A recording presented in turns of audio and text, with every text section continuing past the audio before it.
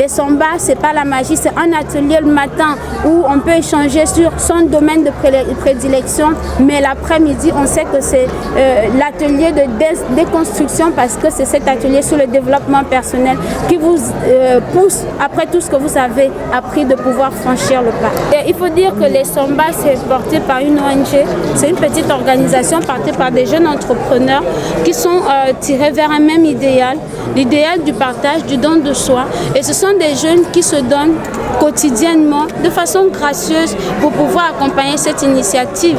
En termes d'organisation, nous avons beaucoup de difficultés encore à arriver à le faire.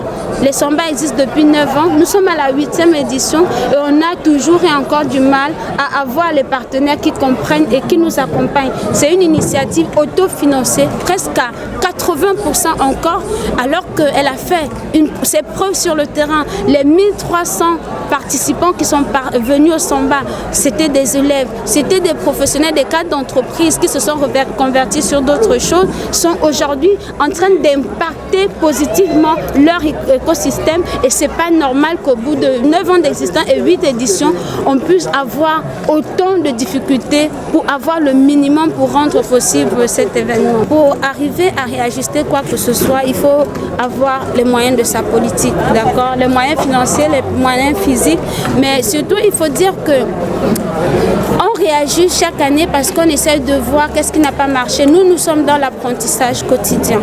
On regarde ce qui n'a pas marché cette année pour voir comment l'améliorer pour les prochaines éditions, sinon l'améliorer pour notre propre vie. Parce qu'il faut dire que les samba, c'est d'abord notre vie que nous partageons aux autres. Donc c'est comment voir comment saisir l'opportunité des samba pour améliorer notre vie avant d'impacter notre quotidien.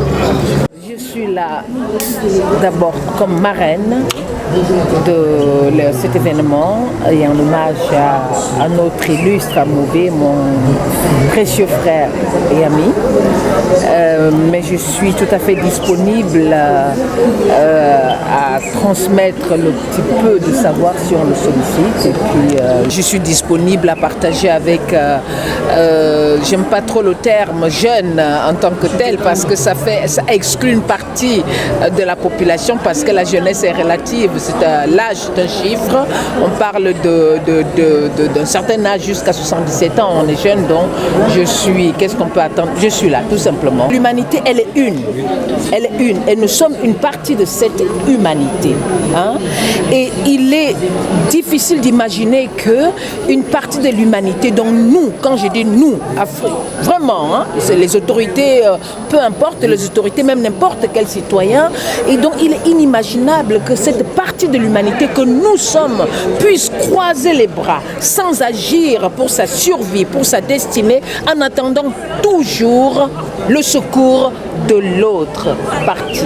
Une telle attitude n'est pas bonne. L'Afrique a tant donné au monde. L'Afrique continue à donner au monde et il est temps que l'Afrique se donne à elle-même. Comprenez?